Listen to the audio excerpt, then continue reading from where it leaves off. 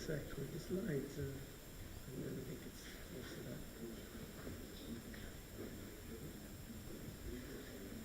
No, that would have which one is the right one? I thought I did the first one actually, so I think maybe Because we don't know which one is the this restart. That has to be the right one. that's this stuff here. Yeah, sometimes these can be strange. They don't always. Because it's you go on this side, you do the arrow. Oh, this one? Yeah. Ah, I see. Not Not that. because sometimes it's the way it's designed. It can be. Ah, it's a little slow. It's just right. That's good.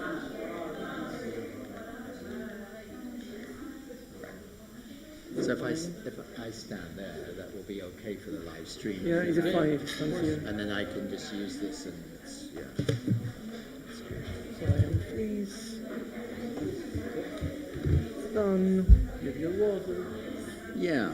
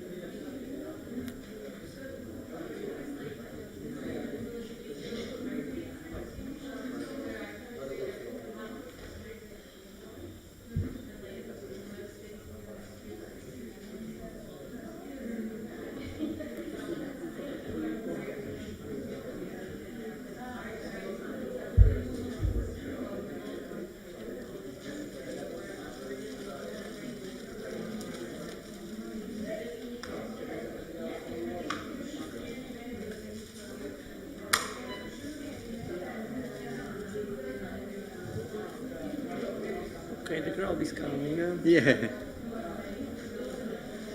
Yeah. Nice to be here. Yeah.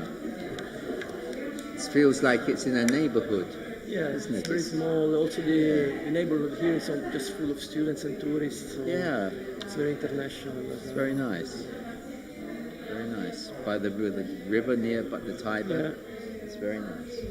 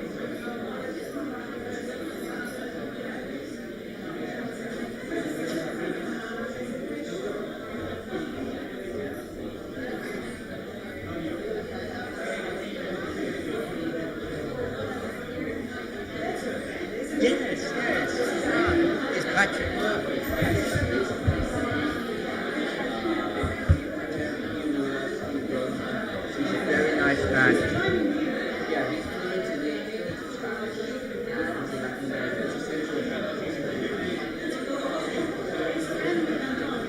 Oh, I see.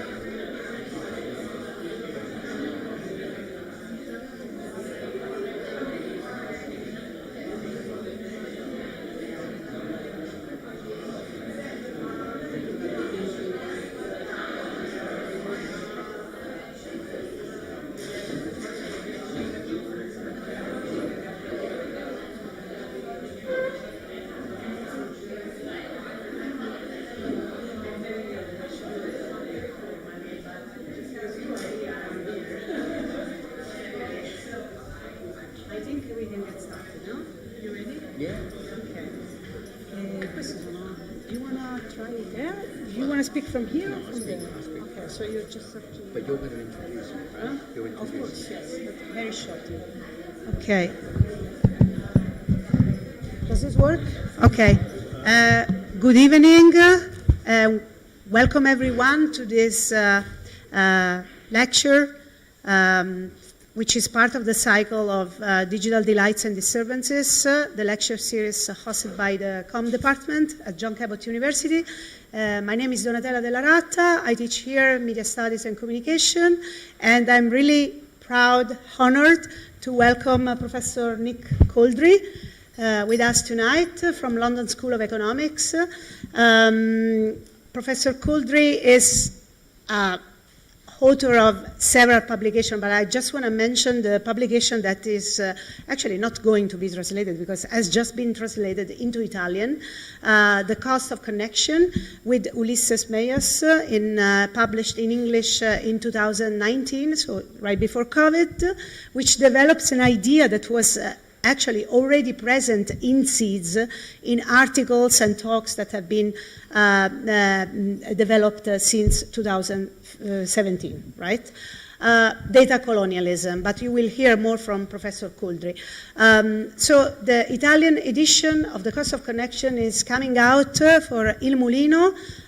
It's called Il Costo della Connessione, and Professor Couldry is going to talk about it tomorrow at Biennale Tecnologia in Turin.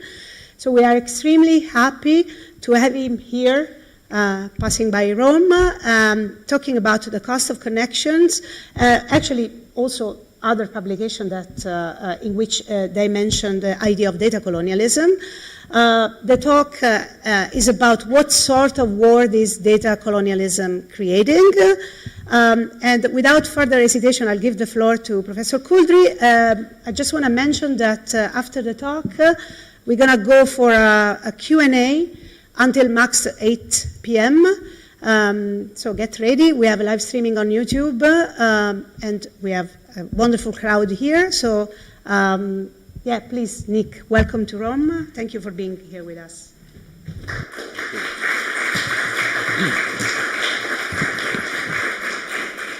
Thank you very much, Donna. It's great to be in Rome. Place I haven't visited enough in my life. This is only the second time I've ever been here.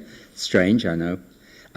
As Donna said, I'm in Italy for the launch of the Italian translation of the book, The Cost of Connection, Il prezzo della connessione, which came out a month or two ago.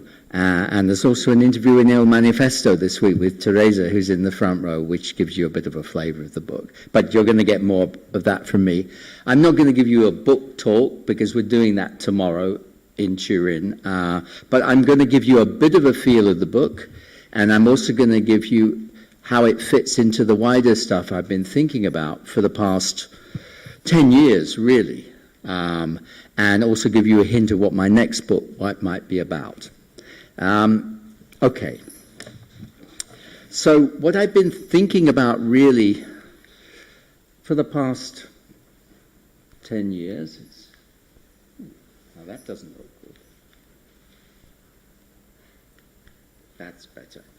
Is I've had a sense really for the past 10 years that way beyond all the detail of what's happening with social media platforms, of which you, to be honest, you probably know more about the detail than I know about, even though I spend all my time studying it. I've had a feeling for 10 years that something much deeper is going on, and I think in the past few years we've got a sense of what it is, that the very nature of the social world is changing, that something really big started to change about 10 years ago. And if that's right, it's just my hunch, if you like, then, and this is obviously to do with the role of big data, the role of digital platforms in the type of world we can live in. I don't care about the business plans in the end of the digital platforms, personally. I do care about whether the world I'm living in is being changed fundamentally, because it's the only world I can live in. That's what I care about. Is something changing at that level? I think it is, and if so, then it's very important that we do more than just describe the superficial stuff. There's a lot to describe. There are a lot of platforms to track. Some people are experts in TikTok or experts in that platform. That's good. You can make a career out of that. But in the end, what matters is our world changing. The world, the only world we have to live in together. That's what I'm interested in. And I think it is changing fundamentally. And if that's right, we have to do more than just describe the surfaces. We need to have the right theories. I'm switching this so that I can see it when I turn it, because otherwise I can't see it, which makes life difficult for me. We need the right theories to understand why what's going on, the level of detail actually matters. What might it mean? And that means we probably, since we can't invent completely new theories just like that to explain everything, maybe we have to do what a lot of people don't like doing, which is recover some older theories. It's very common to say, look, this is so new. Forget about Marx, forget about Durkheim, forget about all those old guys, because they knew nothing. Well, they did. They didn't know anything about this. That doesn't mean to say they don't have a relevant theory. The other way is we'd have to imagine we can suddenly now invent all the right theories to explain everything, these fundamental changes that are suddenly going on. And that's not very credible. We do need to go back and draw on some older theories. And that's something I argued in an article called Recovering Critique in an Age of Datafication. If you're interested, I can tell you where you can get a hold of that. So I think there is a tendency in the academic field at the moment to say it's just enough just to describe what's going on this or that platform, how it works, how the back end works, how the technical privacy policies work, which is obviously interesting. It's enough, in other words, just to master the rules, so you really know how Snapchat works. But I'm interested still in the possibility that in universities we could do something a bit better than that. We could actually understand the significance of what's going on these platforms. That we could actually take a critical stance of what's going on these platforms. That's what I'm interested in. That's what I want to hold on to. So the question is, are there any concepts that might help us do that? And amazingly, I think there are. And one concept that I think is really helpful, that is very unfashionable, is the concept of social order. Social order sounds like top-down police telling us what to do, which is obviously not a fashionable concept to think about, even though it happens. But what I mean by order is something a bit more subtle than that, which is, how is it possible that the world we live in isn't chaotic? Why are you sitting in rows? Why am I talking to you from here? And why are you listening? This is a very ordered space we're in. That's what social life is. If it wasn't ordered, it would be very, very unpleasant. And many parts of the world are disordered. So order is a very interesting thing. And we'll find there are some theories help us think about order. Is it possible that what's changing with digital platforms is the very type of order that we're living? If so, that might be a deeper level at which we can understand what is going on in all of our lives and how they're connected. And to just give you a quote from a French theorist, Luc Boltanski, who sums this up very nicely in a French book from about 10 years ago, where he said that reality, which we're all interested in, tends to coincide with what appears to hang together, in a sense by its own strength. That is, it coincides with order. So, just to take the simple example of why you arranged this way in the room, no one discussed it. No one negotiated it. It just happened because we're used to doing that. It just appears to hang together. Maybe it's good, maybe it's bad. We could discuss it perhaps. But it is clearly an order that is significant and has a certain meaning for how universities work. So that's what I'm interested in. What is the reality of social media? What type of order do they involve? Well, clearly they're an order that involves a material structure, such as a spider's web, which is a material structure for trapping small insects for spiders to eat. And there's one sociologist that we can draw on whose work is neglected in most places, although he was well known at the time. The German historical sociologist Norbert Elias, you may not have heard of him, but he was a writer who thought about what order is and how it works and how it doesn't work. And I want to give you a few insights from his work, because that was something I drew on in the previous book I wrote with Andreas Hepp called The Mediated Construction of Reality, where we tried to recover this idea of order as a way of understanding what's happening with social media platforms. Let me just share with you a few ideas from Elias from a book he wrote in 1978 called What is Sociology?, where he said that order is built, so it's a physical thing, it's built out of processes of social interweaving with a special kind of order that starts from the connections. So it's not about me or you, it's about the connections between us, the relationships. And then it works out from the relationships to the elements that are involved. So you understand our relationships to each other and who we are. Sorry, you understand who we are by understanding our relationships to each other, just as in a family, institution, or whatever. I mean, that sounds straightforward, but that's partly because we're now familiar with the work of a writer like Bruno Latour, who's been saying this for 30 years or so, maybe 40 years. But interestingly, Elias was saying this in the 1930s in his book, The Civilizing Order. He just happened to write it up in this later book, 1978. He was already saying this in the 1930s, 30, 40 years before Latour, that it's the relationships that matter.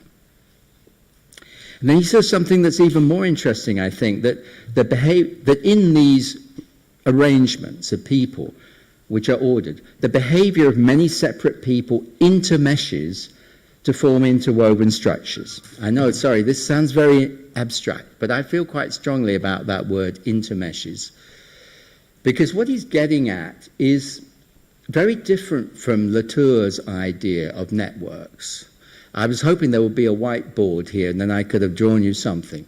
Basically, Latour's idea of a network is you've got points in space and they're linked up in a certain way and you get certain nodes which are linked up more. And what matters is just the lines.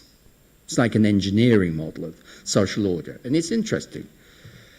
But that's not what Elias is saying. He's saying the links are important, but what matters is the meshing. Meshing, like in a fence, happens when the wires are there's tension. They're pulling at each other. That's when you get the intermeshing. That's when you get the order. So if you think, for example, about the topic he wrote a lot about, which was time. Why was it in the 16th century that courtiers in the great courts, the royal courts, started rushing around madly to get in time to the meeting with the king? Why did they do that? They did it because everyone was involved in a complex order where they were all pulling on each other. And they just had to be on time, otherwise they would be killed because they missed a key meeting with the king. And that created a lot of tension. But the tension didn't just happen because there was a network. It happened because there was tension in each connection. In other words, the king cared whether they turned up, and they certainly cared whether they got there in time for the king. In other words, there was a pulling. Now that really is an order that means something.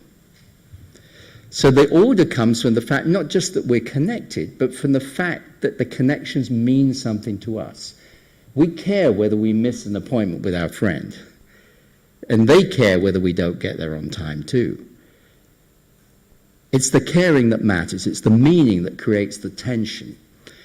And that's where you get this sense of overwhelming pressure in contemporary life that we have just too many things to do, all of which matter. Every email counts, and yet we miss half of them. And we cause pain accidentally when we miss the emails. The connections only matter because they only have a wider significance because each one of them has a meaning to us. And that's his big insight, which I think is much deeper than Latour's, about how social order emerges. It emerges from connections and meaning together. And this, I think, is something we can use to explain Financial markets being built through massively increased networks, online education now involving increasing forms of surveillance of students at school and universities, transforming the position of the teacher. We can come back to that. Fitbit, TikTok, the way people now rely on external structures to tell them whether they're feeling healthy. People used to rely on their own sense of whether they were feeling healthy, but of course, yes, I don't know my heart rate right now. Maybe it's useful. But I think I know whether I feel healthy or not. But people are increasingly relying on something outside, which creates a tension with that outside institution if it does something with the data they don't want. They sell it to an insurance company. You see where I'm going? This is a really interesting way of thinking about not just the fact we're in relations with other institutions and data is being collected, but what it means, why we're locked into this, why that could be painful and difficult.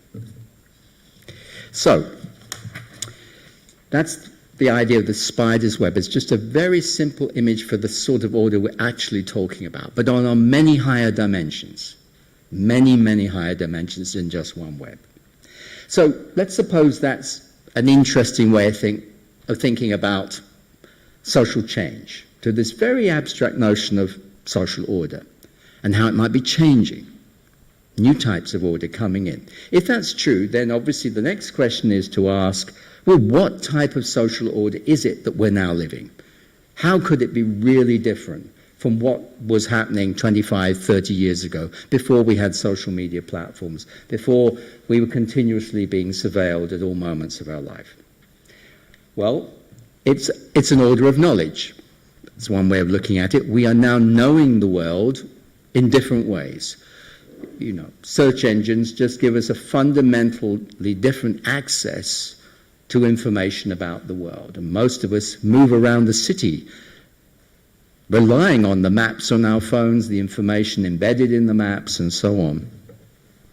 And with Andres, we talk about that in our previous book, and obviously Shoshana Zuboff talks about that in her book, The Age of Surveillance Capitalism. So it's a new order of knowledge, and knowledge is the starting point for how we are in the world at all. If we don't know it, we can't act in it. It's also a new order of participation.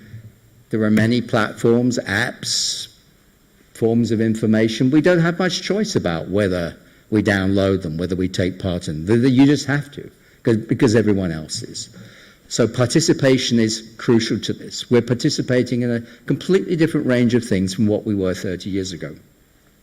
But at the same time, these orders have a commercial purpose. They're created for data extraction. And in fact, we would go even further in our book, The Cost of Connection. We say that digital platforms, their main purpose, apart from maybe sometimes being fun, sometimes being boring, normally being useful, is that they produce the social for capital. Now, I know that's not what we're told. We're told they're just convenient.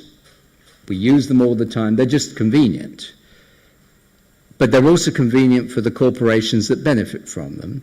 And our argument is that there is this underlying purpose behind social media platforms, and all sorts of platforms, in fact, which they are designed to reconstruct the social world in a certain way so that profit can be more reliably extracted from it. Now that sounds like an extraordinary thing that, only academics who are paid to say what we think would say. Really? But actually I think this is what I want us to think about, that this is the completely mind-blowing possibility that we are living in an era of history with a totally new type of power, which did not exist 25 years ago, which is the idea that engineers who are good with data, who are good at using software to build structures that we can act in, at the very same time have the power to build the world we act in. That's only possible because we use the devices that contain the software that they design all the time, and in an order where we rely on each other to do that. But the result, and this is nothing to do with what engineers do, is that we are now living in a world where engineers can act directly on it. They can, by adjusting the software of a platform, literally change the menu of options we have to act in the world. And it's so basic to how we think about platforms that we're not amazed by it. But it is completely mind-blowing. You only have to go back 30 years, and no computer engineer could ever imagine the world would be like that. The world was far away. Their software programs were clunky and they were struggling to make them work in the world. But gradually the idea emerged in the computer world that it was possible to sort of build a shadow world that you could totally control through software, and then persuade people to enter the shadow world. And that's what we did. So we're now living in a world that is directly acted upon by engineers. And that was not a historical possibility before 1990 or so. So that's what I want us to think about. And a way of bringing out the political consequences, because I think you can immediately see this is about power and it must have political consequences, is this idea, which you may or may not like, of data colonialism, which is the core of this book that we've written in English and is now just out in Italian. Let me give you a bit of a flavor of that book that I wrote with the Mexican scholar Ulises Mejias. There's our definition of data colonialism. So this is why it fits with the earlier work. It's not just a few things happening with technology. It's a very structured thing. It's an emerging order for the appropriation of human life so that data can be continuously extracted from it for profit. So let me just unpack that a bit. Obviously, you might well say, well, hang on a minute. Colonialism, the political structures of empire, the colonies, have mainly disappeared, with the exception of Puerto Rico, American Samoa, and maybe Palestine, depending on your view of it. There are colonies still existing, but most of them have disappeared, the political structures. So what we're thinking about here is what, and I'll explain this a bit more in a moment, is the idea of coloniality. The idea that within the big structure of colonialism and all the political superstructures, there was an idea of ruling the world which was much deeper than that. And that's what some people call coloniality. The idea that knowledge exists in the West, is controlled by the West, is used as a tool to dominate those outside the West. That race enables the West to make certain judgments as who is closer to knowledge and who is further from it.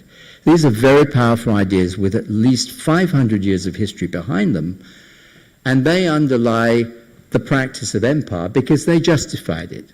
They made it make sense. And those ideas have not disappeared. They're very much alive today. And I don't just mean in racist behavior. I mean in the whole way universities are governed, our reading lists, we could go on and on.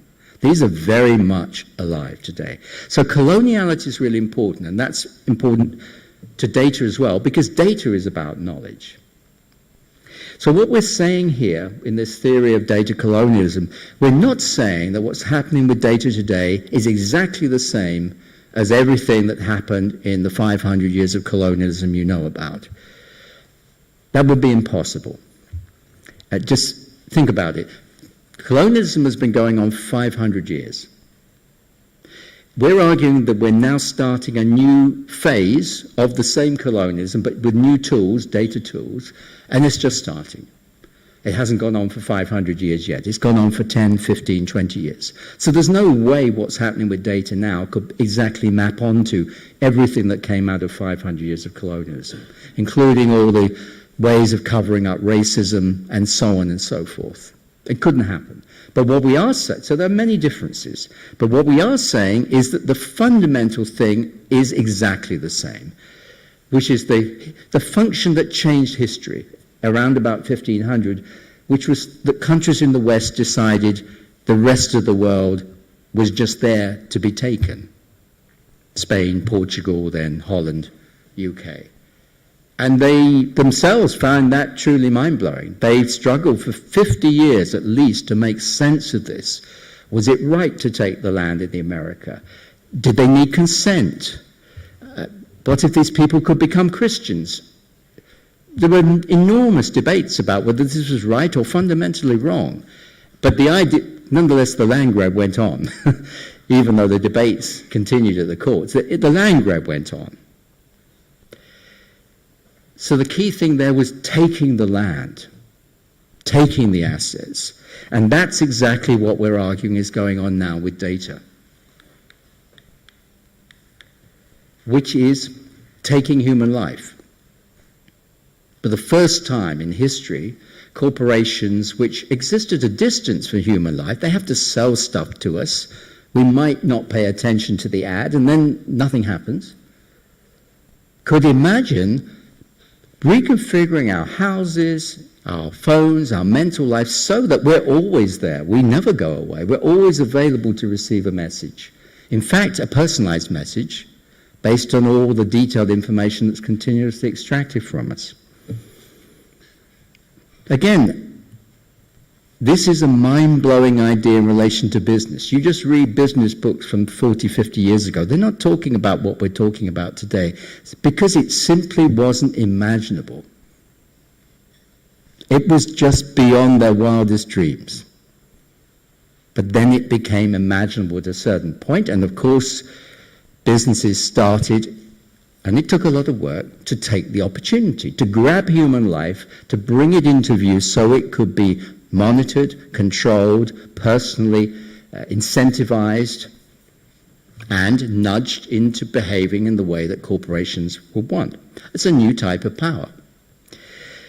This, I think, hopefully you can see, this is very different from just saying that colonialism is still here, that Mark Zuckerberg can go into Africa as a Californian businessman and manage to persuade 31 African countries to take a stripped-down version of the internet called Free Basics, just because the existing telecoms infrastructure is inadequate because of colonialism.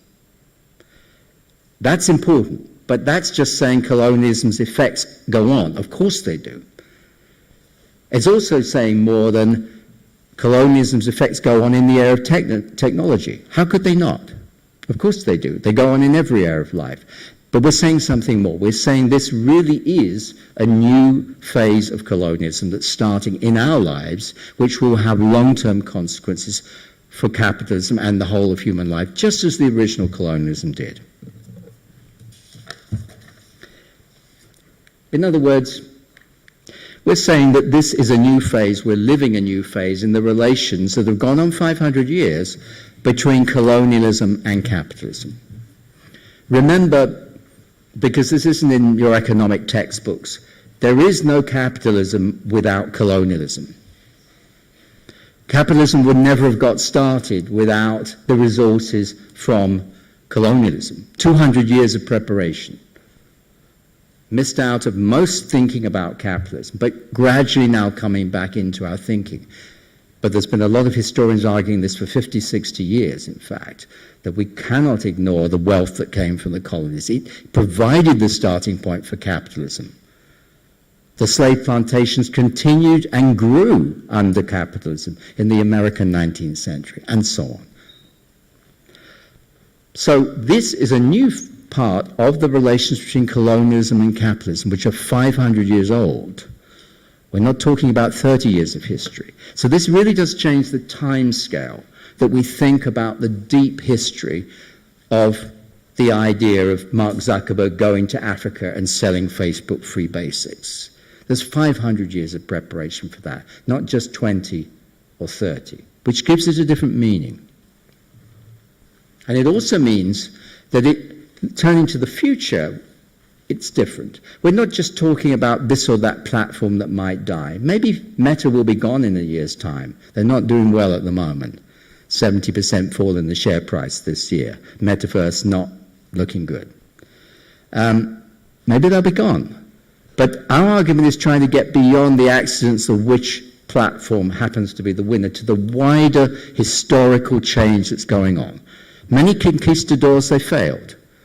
imperial colonial companies failed, but the bigger move in history was what mattered. So let's keep that in focus. That's the more important thing. And this bigger move in history, therefore, goes much beyond just social media platforms, which I've obviously been talking about because it's our easy reference point. We're looking at labor relations. How, if you're in a lower status job today, you are very likely to be under continuous surveillance on the work floor, on the Amazon warehouse floor, in a shop.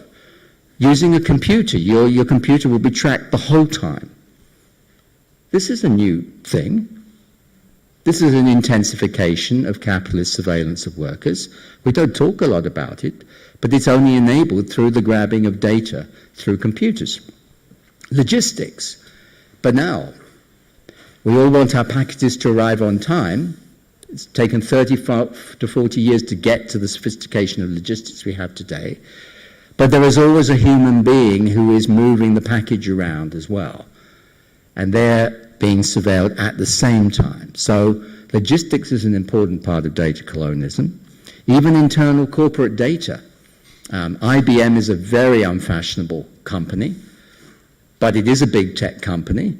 And in their corporate annual report 4 years ago, they said, looking across to Facebook and Google, that 80% of the world's most valuable data is inside the corporation. It's not outside. It's the stuff that the corporations can get at and get value out of. The only thing is they were not being entirely honest, because what is internal to a corporation these days? Well, our lives on platforms are internal to the social media platforms we use. And if you have who has a smart device at home, a smart doorbell or a smart fridge or a smart...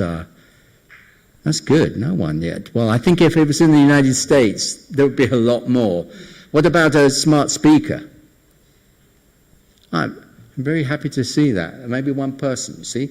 But smart speakers are really big in the United States. Very high percentage of the population have them. What is a smart speaker? Well, it's not smart to buy it if you care about being surveilled continuously. It's very smart if you like to be surveilled continuously. That is the point. So that your life becomes data internal to the corporation. You see immediately what an extraordinary shift we're living there. This is going on across many sectors of life. It's going on across agriculture. I could talk in more detail about all of these if you want. Education, particularly in schools, where kids are being continuously surveilled now, and not just during the pandemic. Health, sorry. What's happened there? Health, obviously, maybe more of you have a Fitbit or an Apple Watch that's monitoring your heart rate and things like that. Anyone have those? Right.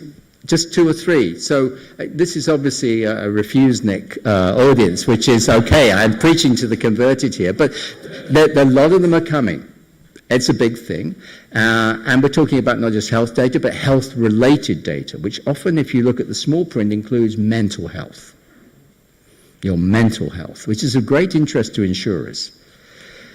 And, of course, politics. And the result is that what's going on here is a vision of big data, which is often sold to us as data for social good, AI for social good, that we interpret in the terms of the 500 years of colonialism as a continuation of something not so good, which is the West's long-term attempt to impose its own rationality on the rest of the world. This is what the Peruvian sociologist Aníbal Quijano, this is what he calls the core of coloniality. The idea that instead of saying there are many rationalities in the world, we respect each other's different types of rationality and try to create a better world out of those differences, to say, no, there's only one version of rationality. It's ours. And if you don't accept it, we'll destroy you. And that is what happened with colonialism. One version of reality, one version of rationality. And it's not just us making these ideas. In fact, if you go back to some great computer scientists, Paul Durish and Scott Mannering, they wrote an essay in a computer science conference proceedings 10 years ago called Ubiquitous Computing and Its Colonial Impulse. Very, very prescient argument. 10 years ago, people were in the computing community were starting to get onto this. There's something that feels a bit colonial about this. But of course it went on anyway, and it expanded massively. Okay. Well, this is the perspective that we're interested in.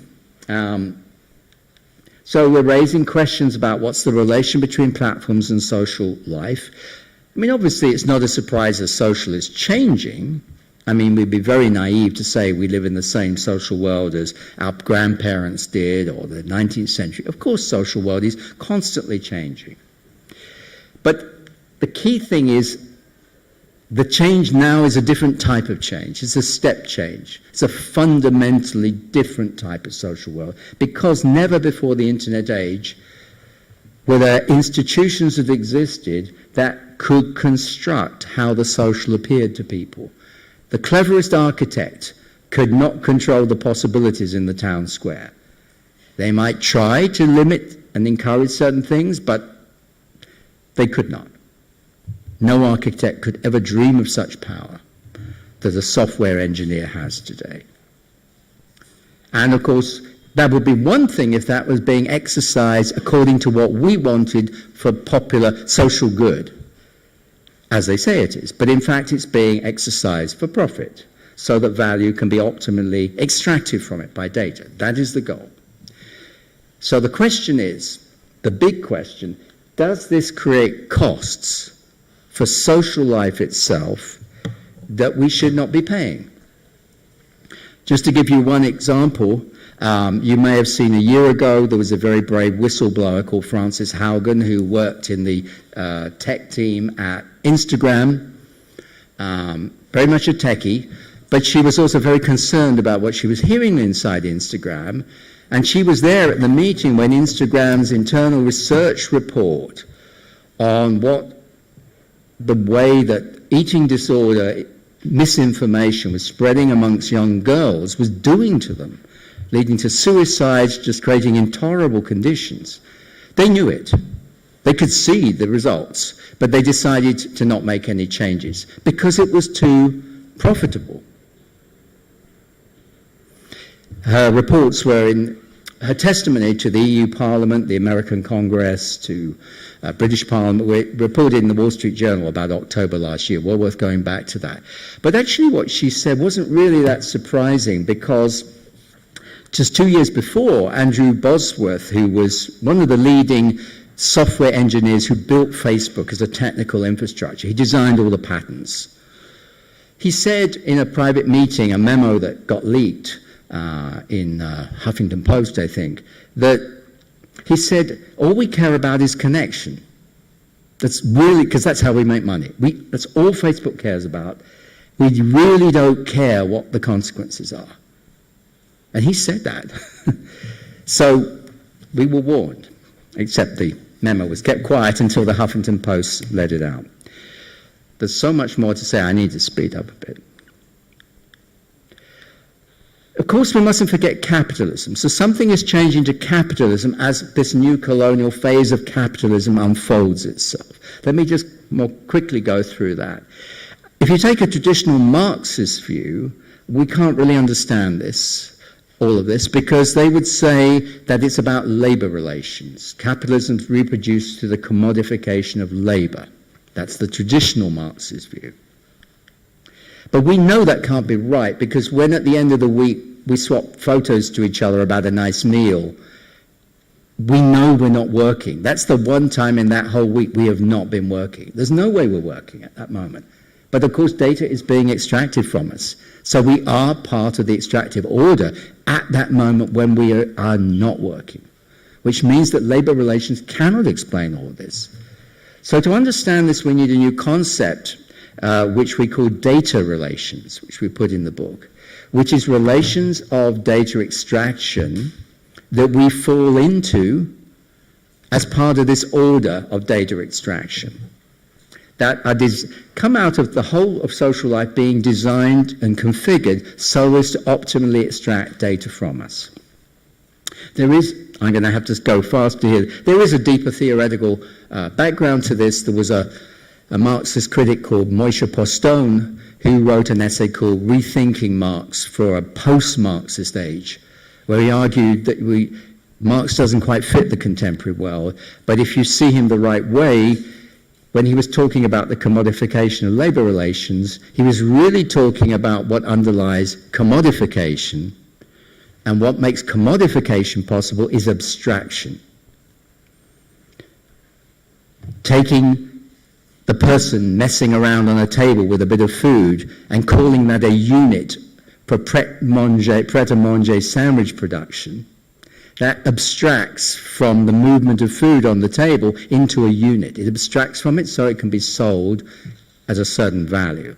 And abstraction is what's going on with data. It's all about abstraction.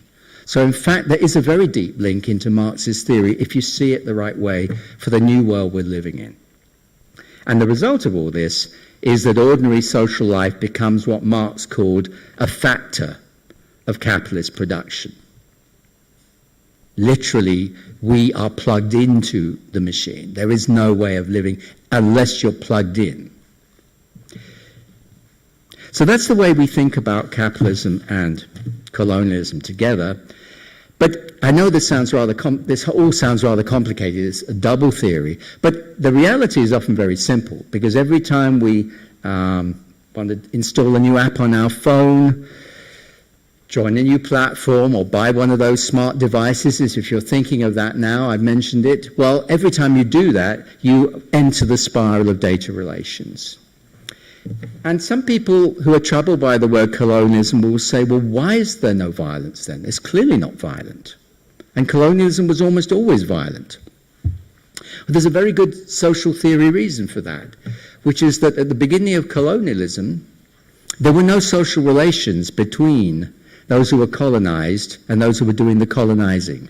They barely recognized each other as human beings in some circumstances. There were no relations. So that meant there were only two options if you wanted the gold: violence, extreme violence, and lying. And of course they did both. But now that's not necessary, because we've had 250 years of capitalist social relations. We know what terms and conditions are. We know you press accept under special circumstances. We know it. We've been prepared for it for 250 years. So a slight tweak in the legal conditions affecting the operations of our phone changes our relations to our lives. That's the different situation we're in. No physical violence necessary. So all this, I think, let's start to think to the final 10 or 15 minutes about how does this matter even beyond this, once you've got the theory. I think it matters in a very personal way, and it also matters in a very large-scale way. Let me give you a picture on both. The second one will take a bit longer. From the point of view of freedom, I don't think I need to underline to you that if you said to someone you're going to spend the rest of your life under permanent surveillance, they might say, well, can I get out of that? Is it really necessary? Because after all, it is my life. I'd rather live it on my own terms. Well, in the book, we go to a philosopher, Hegel, who said many appalling things about empire, but he also is very smart in relation to freedom. He had the best definition of freedom I've ever come across, which was the freedom to be with oneself in the other. We could spend hours on that, but basically, the in the other is the social relations. He was one of the first philosophers to say freedom is relational. I can't be free unless you're free. That's the in the other. But the bit that's really interesting in relation to Fitbit and things is the freedom to be with oneself. His idea was that you can't possibly be free if in between you and your thoughts about whether you love someone, whether you're grieving for someone, whether you want that job, there's something else coming in between, some machine monitoring you, tracking you, nudging you. That's when you absolutely would lose freedom. And he said you can't negotiate that away, or you immediately cease to be free. He said slaves, that's what happened to them. That is why slavery is an absolute loss of freedom. So I think I don't need to amplify it. You can see we are getting to the territory where what we do in our relations to platforms is no longer fully be with ourselves. There are institutions which collect data from us, which are interceding, which could raise the question whether if this goes on for 20, 30 years, we will even remember what it was like to be free. This is a long-term process, but if we're right, then we need to be following it, because we will be giving up rather a lot. Surveillance, self-tracking, neuromarketing, we argue they are eroding what we call is the minimal integrity of the self as a self. That basic, this is my body, you can't enter it. And we don't only have to go to Hegel, there are also great theorists from Latin American thought, Enrique Dussel, Asian philosophy, African philosophy, Ubuntu can be interpreted this way too. So this is not just about Hegel, he's just the easiest reference point. That's the individual side. I also want to talk about what this means at the larger political scale. If this is what has happened to each of our lives in the space in which we're connected, what does that mean for the social life we can lead together? If we're building in this data extraction model. To do that, we need a new concept, which I'm working on in my next book. We need to name something we've never had to name before, which I call the space of the world, which is the sort of hyperspace, the bigger space that contains all possible social worlds that we could live in, that connects up every moment that we're interacting with anyone. What is happening to that superspace, if you like? Well, I'm afraid it's not looking good. So this is a very complicated story, so let me go through this with a bit of a fable.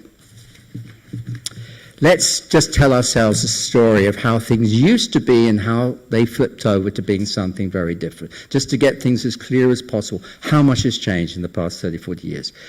The position in the late 1980s I characterize in that picture, which you might remember, is the famous cover of Hobbes's first edition of the book Leviathan in Britain in the 17th century. But it's been seen by many as a political theory for explaining not democracy, because he wasn't a Democrat, but explaining how social order hangs together through the fear of chaos that will result if it doesn't. It's controversial, but we'll just use it as a reference point. I think in the late 1980s, before the internet took off, we lived in democratic societies characterized by centralization of power and authority. Hobbes's Leviathan can just capture that image. But there were major increasing conflicts over culture, politics, values, less and less trust in institutions, in the media, a sense that something needed to be changing. And there were people in MIT and others who said we need to move from the centralized media model to something much more distributed. Prime time needs to become my time, Nicholas Negroponte said of MIT. We wanted our space back. We wanted to move away from centralized media. Well, whether it was a response to it or not, what happened shortly afterwards from the early 90s was something very different, which I think ended up cancelling out that earlier Leviathan model of how the world hangs together. And again, telling this in story-like versions, the idea was let's connect every computer to every other computer, which wasn't possible until a certain point in history. Let's massively multiply the number of computers. In 1994, there were only 2 million computers on the planet. Last count, 4.7 billion, it's probably more now. Which means you're massively further adding to the number of connections between those computers. Then, because that's too chaotic, focus those connections in a way so that people have something relatively common to be looking at. Create platforms which are privately owned to focus people's attention so they're looking at broadly the same type of thing. It will never be exactly, but broadly.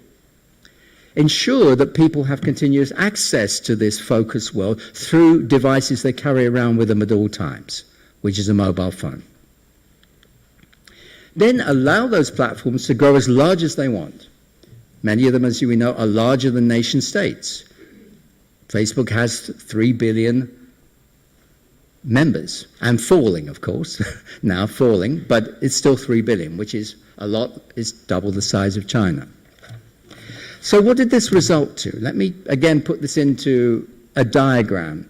In my view, the world we're now living in is more like this. It's no longer coherent social order. Each of us is in a little fragment where we're with those closest to us. But in this little sphericule, we are connected to other spaces. Stuff bleeds across from those other spaces. Most of our time is now spent in paying attention to what's going on in our group around us, rather than anything from a centralized source, including centralized media. But sometimes things leak across from other groups, which are also increasingly focusing on what's going on inside rather than more generally. In other words, the common focus is being reduced. I'm not saying this is good or bad, but it is a change in the structure of space, quite a big one. It's a more unstable space because there are many different points of disorder in that space. There's much less focusing. What then happens, sorry, I hope you can see that okay. What then happens if you take this world, which is much more fragmented, and allow corporations to run business models in it that maximize the interactions, ensure as many interactions as possible in this fragmented space, and in particular encourage people to circulate media more and more.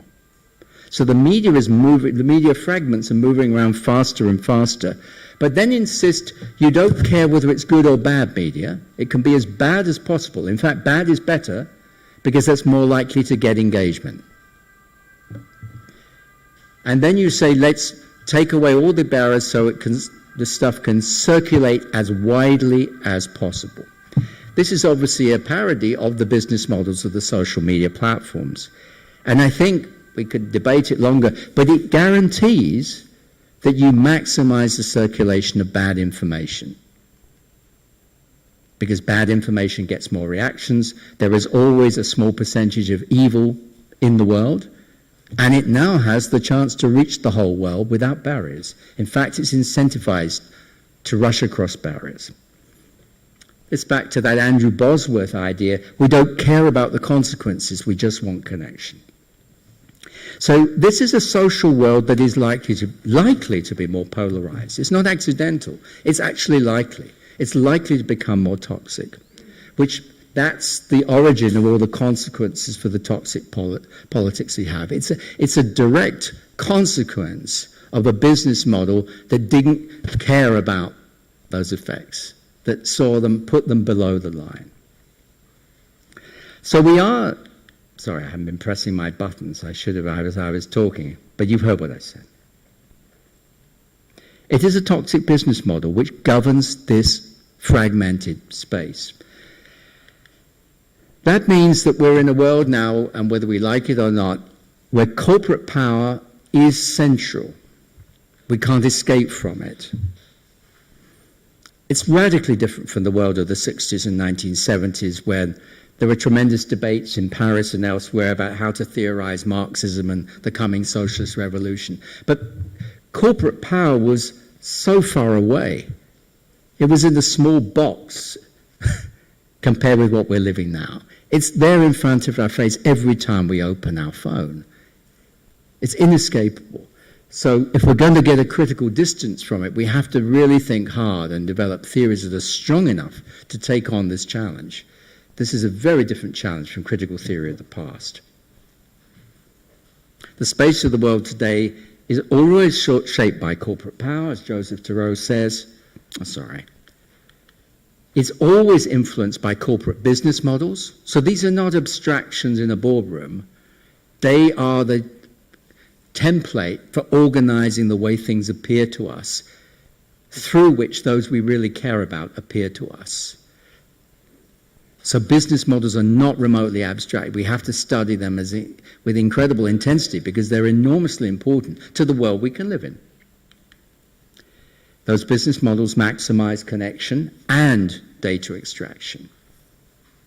It's not just about connecting us for the purpose of extracting data, particularly data about our greater engagement, which is valuable because it attracts advertisers. And doing this on the spatial scale that suits for corporations. To put it a simple way, many of us now are thinking, should we leave Twitter, join Mastodon? Mastodon obviously is a federated structure. So it's lots of parallel worlds which resonate with each other with common structures so that you can move across them, but you start from one of them. That seems to me a much more sensible way to go. The idea you need just one super platform for the whole world doesn't make any social sense. Because of the reasons I've talked about the toxicity, it actually is social nonsense. But it makes an enormous amount of business sense. You see what we've traded in? We've traded in social sense for business sense so fundamentally that we can't even see the trick that we're all contributing to, and all of us are part of this social order. And the result, I fear, is to generate risks and also timescales, because there's also the question of memory, that you can't escape the stupid stuff you did on social media platform years back, although any human being would forgive you that, but the platform can't forgive because it's just a database. Generating risks that do not suit human life. That's the nature of the problem we have to face today. Risks to the physical environment. I haven't said much about that, but obviously many of you will be very conscious about that. The electricity consumed by the computer processing, the data centers we need to underlie what Google does, what a platform does, what smart technologies do, is huge. It's much more than the electricity consumption of many countries. You may be interested to learn that from West London, where I used to live, no new houses can be planned until 2035, and the reason is because there's not going to be enough electricity. Because the forward planning of electricity cable building has already been captured by what data centers need. So there's no electricity left over for new housing, even though that area of London desperately needs new housing. So these environmental costs are not just in themselves, they have massive other social costs on top of the costs of the social environment and toxicity that we've just been talking about, and the costs to the political environment. So this is the very dangerous world that we're living in, and the message can be summed up in a phrase from a book that I think is amazing, no, not easy, by American legal theorist Julie Cohen, called Between Truth and Power, who argues that social spaces become what she calls, echoing Foucault, a biopolitical public domain that subordinates considerations of human well-being and human self-determination to the priorities and values of powerful economic actors. I mention that because these legal theorists are very sober, they're very cautious in their words. So it sounds a bit cautious, but what she's really saying is what you care about, what anyone you care about cares about, just doesn't count in the way that space has been reorganized. All that matters is economic values. So the question obviously is could this ever be a good trade-off?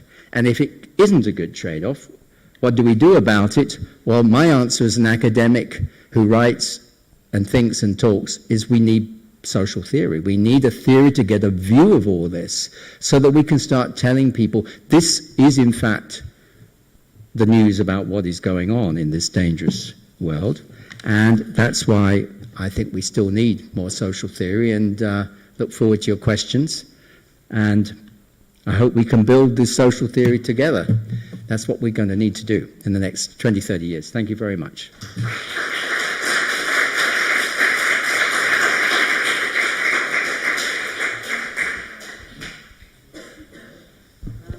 Thank you very much, Nick, for this inspiring and concerned talk about the situation, the world we are living in. It doesn't look that good, unfortunately, so there was some gloom, but we do need some gloom if we want to change the world, right, which is very much needed today. So before opening the floor, I actually want to play the devil's advocate, because in my digital media class, I teach also your essay, and a lot of critical theory concerning the digital domain. And one of the questions, it happens to me to hear more often from the students, is that the following. Okay, Professor, we know that we are tracked, then, if we go somewhere and have the geolocation on and we put our preferences on something, everything is tracked, everything is under surveillance, everything has been sold, but we're not doing anything wrong. So the first thing is that we are doing something that is not harmful. So let the surveillance come, because we are not doing anything wrong from a legal point of view. Then another issue that they raise is it's so efficient. They use the word efficiency to describe the reason why they are trading. You just use a very interesting expression, like what we are doing these days is trading the social sense for the business sense. And exactly, they use a word that comes from the business domain, which is efficiency. So I'm doing this, I'm giving up to my data, my privacy, because it's just, I'm feeling much more comfortable. I use Fitbit or I use Flow, the tracking menstrual period app, because it's so practical, So for a reason of efficiency. So why should I care? Why should I not use this app if I'm not doing anything wrong, B, it's so efficient. So I'm just, I want to forward the question to you, because I think it's interesting, especially being in front of young people. And these are very important questions. And first of all, we're not against data. Obviously, we need data. We needed data in the pandemic to sequence the genome of the COVID. Some of us might not be here today if we didn't have that data gathered. So, obviously, we need data. The question is on what terms, and who controls the terms on which data is gathered. We're arguing for social control over data. Data is about the knowledge of our lives together. That's what data could be about. It doesn't have to be about corporate priorities. It doesn't have to be that way. Of course, business plays a role, but it doesn't have to be entirely dominated by those priorities. So that's the general view on data. The idea about that we're not doing anything wrong, well, Eric Schmidt, the chief executive of Google, said something similar. He said, you really should be tracked. Because if you are doing something wrong, well, that's exactly the reason you wouldn't want to be tracked. So, it's good that you want to be tracked. It's a sign that you're not going to do anything wrong. But, well, of course, the idea you're not doing, who says what's wrong? Have you ever had your passport refused at the border? You almost certainly didn't think you were doing anything wrong, but an algorithm calculated that your pattern of behavior was likely to be was associated with potential bad outcomes from the point of view of that state, which you might not even agree with, and as a result, in a non-negotiable way, it said you were doing something wrong, and therefore you can't enter. So this is all fine where you feel you're doing nothing wrong, but as soon as things change, the power relations feel very, very different. And we need to think about those who have less negotiation over this. Imagine you're operating maybe as a migrant worker with 2 or 3 insecure jobs doing cleaning or whatever. You're entirely dependent on your mobile phone. You're entirely dependent on the apps that make the jobs available to you. If you make one mistake or someone gives you a bad rating that you don't agree with, then you have been deemed to do something wrong, and this could have devastating consequences for you. So we are changing the whole model of power. We are changing how power operates in space to a massive degree. So that's the first thing we need to isolate and think about that. We may decide this has benefits, but I'm very not sure about that. We need to look at all the good and bad cases before we can make a mind. But that's the way I put that question. The efficiency is an interesting one. We all sort of want to be efficient. I like to be efficient as a personal value. And I know I didn't invent that. It's part of the culture and the economy we're in. But the question is, again, who defines this? The idea that we will want to use our time well clearly is sensible. And also the idea sometimes we want more information we can generate ourselves. There's nothing wrong with that. The question is the price that we pay for that. If the price that we pay for that is that information is constantly gathered about the state of our body that we don't have full control over, because there are a whole host of business parties who want this information, particularly insurers, but other health providers too.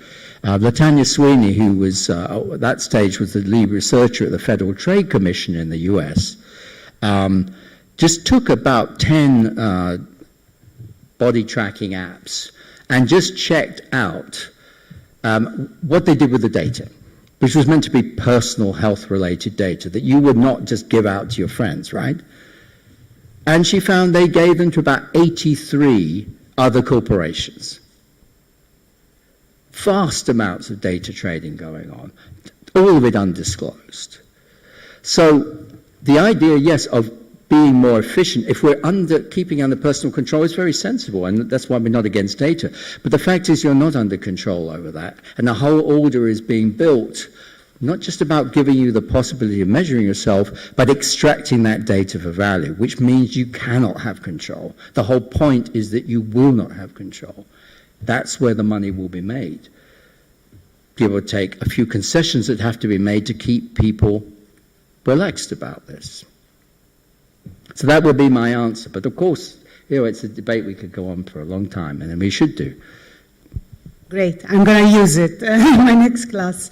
Let me open the floor to questions. Yeah, I can see one there. Also, you raised your hand? No? Okay. I'm going to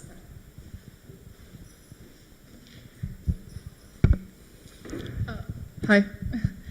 So I have two questions. I'm going to try to keep them super short and sweet and simple. The first one is kind of going back to when you were giving a brief intro to colonialism in a general sense. I think, and I would hope most people, when they think of colonialism, they think of very violent acts that have happened throughout history. And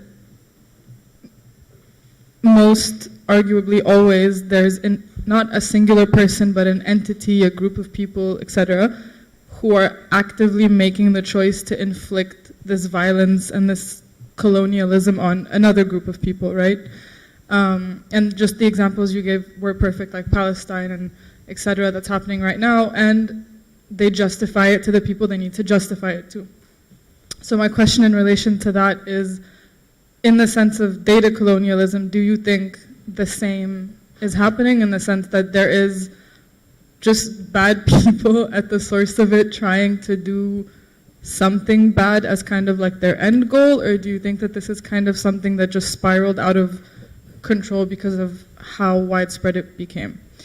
And the second question is, I've seen a lot, especially in our generation, that there's kind of like, I'm sure you've heard jokes like kind of saying things like, oh, this is for the FBI agent in my phone or something, you know, like we're kind of at a point where it's like, oh, we're being surveilled, but this is just kind of what it is. This is the world we've been born into, and all of our schoolwork and everything, it requires computers. All of our, like, so many people have jobs that rely on social media as well.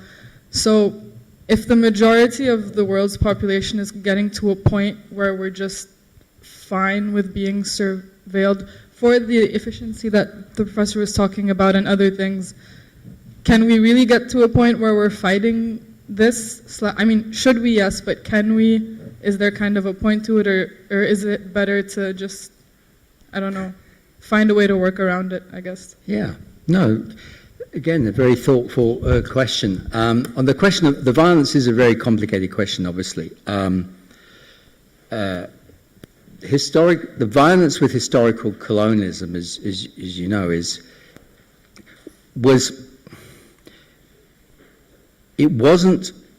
there wouldn't have been no violence if there hadn't been a purpose of colonialism. The purpose of colonialism was to grab the land, what was in the land, the bodies. So that's what we're saying, there's this deep similarity between the purpose today of grabbing life through data.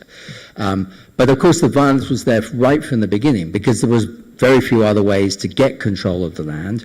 The violence was used, and it was very often from the beginning justified by racist views, although they became a lot more sophisticated over time. And there was a lot of resistance to them, and they stabilized over time. It took 50 to 100 years, even 200 years, to fully stabilize.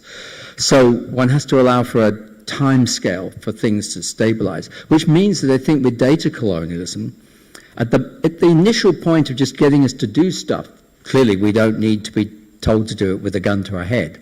We're used to clicking, so there's no need for violence. There is something like violence going on, though, when we imagine people on insecure work who have no choice of negotiating the work delivery platforms, the drivers for Uber or whatever. That can morph into something rather like very strong force because it's non-negotiable, and that can have violent effects if people can't earn enough to live. So one can certainly see this leading to forms of violence for particular communities who are really disadvantaged. In the long run, I think what you're pointing at is that could we imagine this, even without it being intended, morphing into a longer term exclusion of a new class, as it were, who are excluded by data extraction. I think this is possible. We don't write about it in the book because we're just at the beginning of this, so we don't want to speculate. But I think in the book, we're writing a popular version of the book at the moment, which will come out in early 24 for Penguin Books. There we talk about the new colonial class, which is not most of us. It's those very close to the data extraction, and the rest of us are on the outside, although many of us work in ancillary jobs. So that will leave a lot of the world who don't negotiate the terms of data extraction. We can imagine this generating a new type of politics. If you look at what's going on in certain countries today, like India, where the state is taking on this power to gather control over this new type of data resource, we can imagine it starting to influence politics, influencing welfare programs. There's some evidence of this. But this is going to take a while to unfold, and I don't want to speculate, but I think that is a possibility. And that, of course, that violence will converge with the accumulated violence of historical colonialism, because that doesn't go away. So, sorry, that was long, but it's complicated. The jokiness, well, of course, one has to laugh, because often the predictions, I laugh at Netflix predictions. They're so absurd what they think I might want to watch, but I know. So we do laugh at it. That's the way of dealing with power. One laughs at power. It's perfectly normal. But I think, again, it's not just about the surveillance, although I did bring that out at one point. Let me give you two other simple examples. One is, if you take something like insurance, pretty important to have insurance in the world, otherwise we just live in permanent chaos. As a result, it was invented 300 or 400 years ago. However, the nature of insurance is changing. Insurance was meant to insure you against very unexpected risks you had no control over. When they happen, you get some money. The rest of the time, and that money comes from everyone putting some money in together, so it's a socially distributed risk. That was what insurance was until recently. Now there's something called personalized insurance or usage-based insurance, which, for example, if you want car insurance, means that you will have to agree to a device in your car which is tracking your driving the whole time. Now, obviously that is a surveillance contract. There's no other way to describe it sociologically. You're agreeing to be surveilled continuously in return for a lower premium. But you can see that completely changes what an insurance contract is, because it means the insurers now know everything about your driving, which is very valuable to other people who want to know about your mental health, which could include your employers. It could include the police under certain circumstances. It's a complete change in the nature of that contract, which was predicted by people early on when they understood what was happening. That's not something one can just lightly say it's okay until you think through the implications. And there's also the thing about the toxic social media that I was mentioning in the other part of the talk. Again, I don't think that's something we can lightly look away from, because it is changing the quality of our politics all over the world. And it comes from the direct structure of the space and the business models that are the other side, the macro side of these changes that we feel when we're being tracked on our individual phones. So there are lots of sides to it. That's how I sort of begin to answer that.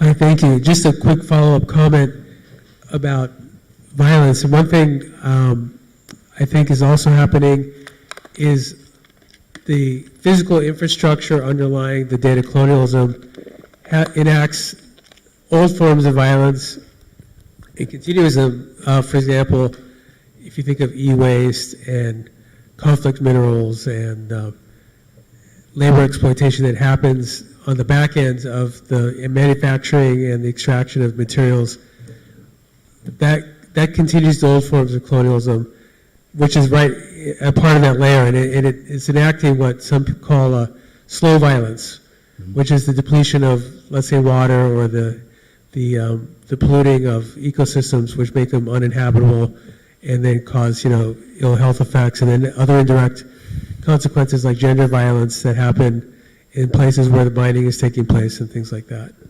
Absolutely right. And I have to admit, when we wrote the costs of connection, we wanted a section on the environmental costs, but from what we could see in the literature,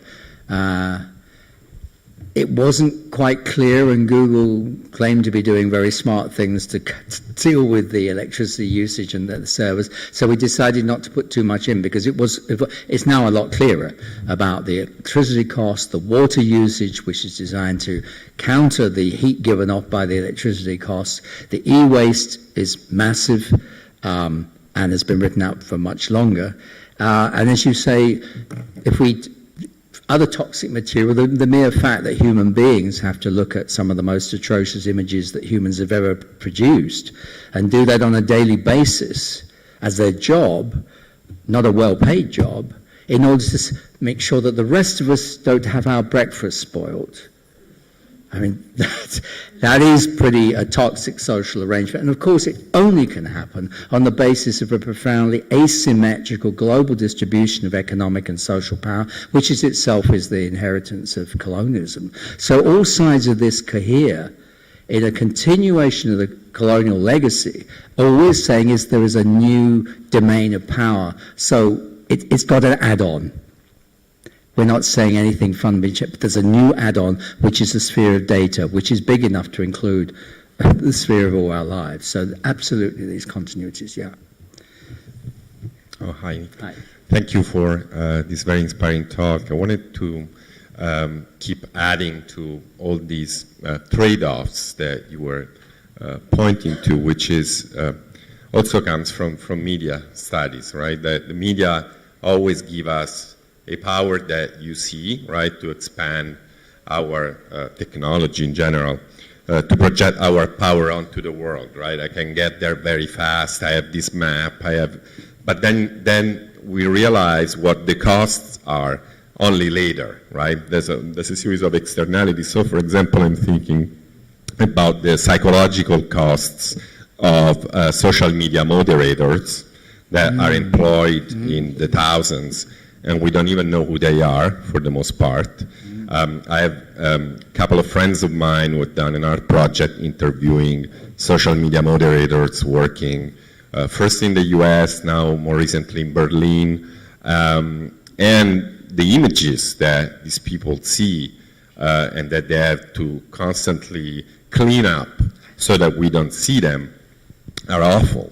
And the social cost that this has on the mind of these people is unseen, is unaccounted for, right? So then these people have to go and see a shrink, to go, right? And all of this is paid for by whom? Certainly not by Facebook, is not paid by Google, is not, and we're talking about a massive workforce that is very underpaid and that is highly exploited. And so I was interested in asking, and another thing that I was reading this article on the New York Times about after the pandemic, a number of corporations have installed, the article is called The Rise of the Worker Productivity Score. So the idea is that now you work remotely. So a lot of corporations, as we know, got rid of physical offices and office space, right? They found during the pandemic that workers were actually more productive than when they went to the office. So they say, great, why do I need to pay for office space if people can work from home and they're even more productive? And then, of course, the next level is that they started installing software on people's computers that basically track everything you do. And the last level is that you're paid only for the actual time you're working. So if you're idling, say you're going to the bathroom, or maybe you're reading something on paper that is needed for your job, but you're not doing anything in the machine, that work is unpaid, right? So so you get these kind of surreal situations that are described in this article, where bosses tell their employees, keep moving the mouse as they're talking, because so that the machine knows that you're working, right? Yeah. So you see how the machine incorporates, as you were saying before, right, the social structure, the working structure, and you start responding to mechanisms that are no longer human in many respects. Yeah, great points. On the first one about the moderators, yeah, it's hard to exaggerate how awful this is. I mean, when we were doing research for the book, I remember reading one article, and I was reading it on the way to work. I was working at Microsoft Research Lab at the time, bizarrely. But, and by the time I got to work, I was so distressed by what I read. This was just describing an image that someone had to moderate. I was so distressed by this image that I had to say, I must never have this in my life. I had to physically put that article in the bin before I went into work and make all my efforts never to remember this thing again and never to connect it up with any other memory, because it was just unbearable thing to think about.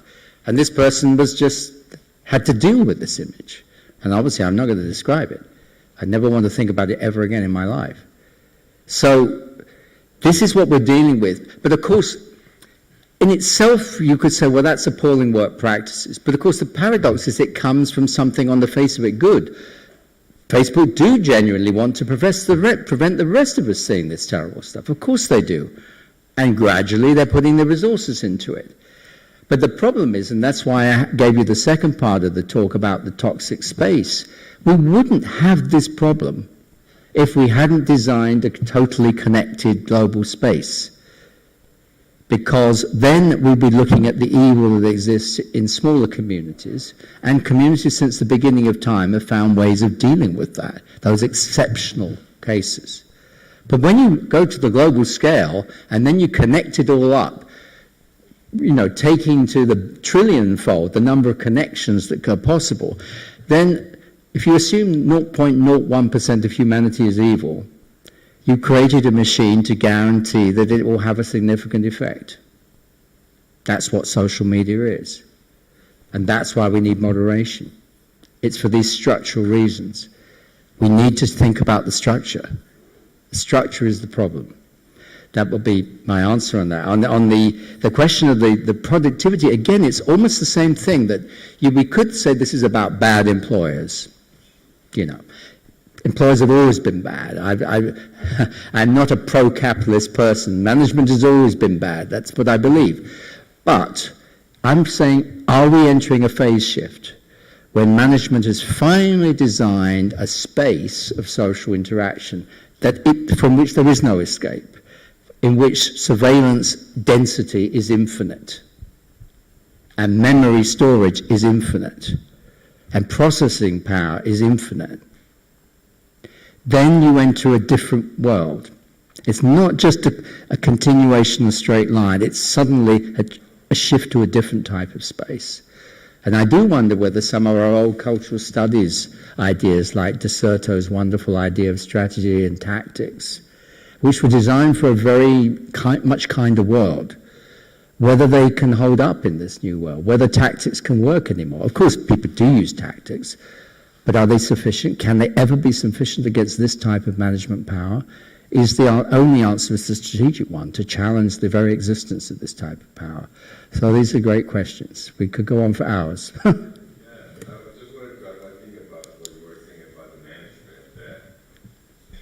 In that article, it's the managers themselves that tell the employees, move the mouse. Because they are themselves that build this trap for themselves. So even the managers are in the trap. It can be. And of course it's spreading up. And of course people talk about the proletarianization of middle class work. And this has definitely happened. But the one thing you can be sure of, I think, is that if you're Jeff Bezos, you are not subject to wall-to-wall surveillance in your office or in your car as you scroll your emails. You are subject to surveillance of stock markets, but that tends to have a bit of a time lag built in, and you've got something to say about that, and you may be able to win that battle. There's always the corporate elite at the top who are absolutely not subject to this surveillance. I think we can be sure of that. Nick, I think we can call it a day. Thank you so much for being with us today and Pleasure. for this inspiring talk. And I want to thank also the Com department, Professor Micali and everybody else from the Com department for organizing this lecture series. And Roberto, Brian, the Media Lab, maintenance and staff who make this event possible. And I want to remind that the next one is on November 29 with Kylie Jarrett talking about digital labor. So we're going to continue on this exploitation track, unfortunately. Have a good evening, and let's forget for a while on a nice meal. Thank you. Thanks very much.